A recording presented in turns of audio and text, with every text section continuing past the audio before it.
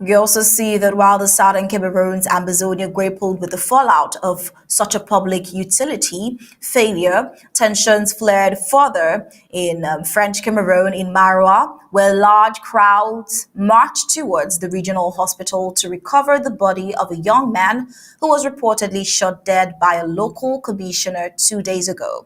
Video circulating from the scene shows hundreds of residents moving in a unified procession, chanting and demanding justice for the deceased. Community leaders say the killings has sparked outrage in a population already strained by economic hardship and deepening insecurity.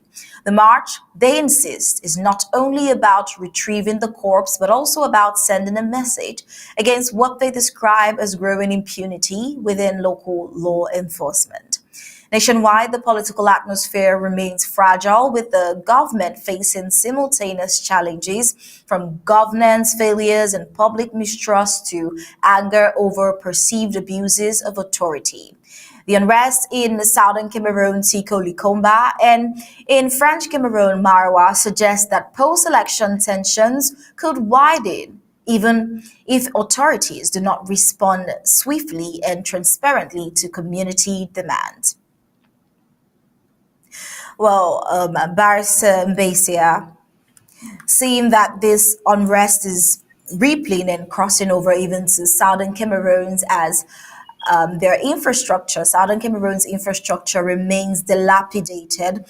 Where do Amazonians stand now, and what hope can they have with the ongoing turmoil and the possible future? Well, I think Ambazonians, they stand somewhere. They're in a crumbling situation. But the two incidences are not the same.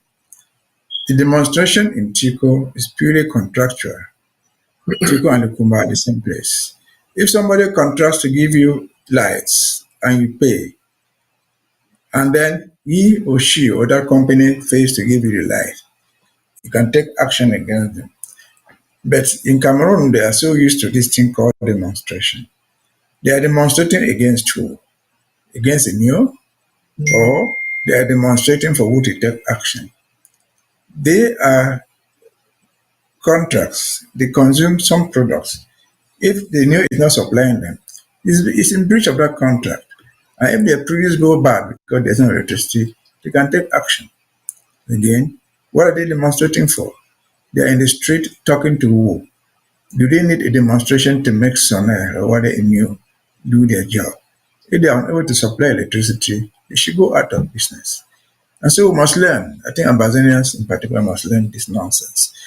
Because somebody contracts to give you drinking water he doesn't give, you go and demonstrate. Another one contracts to give you what light, he or she or that company refuses to give, you go and demonstrate. Now, you should learn to sue those people and get reparation for what they have done. And I'm told, despite the absence of electricity there, at the end of the period, they still bring them bills. Why pay a bill for what you have not consumed? That's theft. Again, what do they have to do with that? What action can they take? It doesn't matter who resides there. If the people who are resident in Tico and Lekumba happen to be citizens of the Republic of Cameroon, if they happen to be Nigerians, if they happen to be Americans, they are entitled to those to lights because they pay for it. And so the company is in defiance, they are in default of their responsibility. The people must learn to take the proper action to force them do what they are obliged to do by law. That is the case of Chico. You go further north and see a different type of demonstration, if it is a demonstration.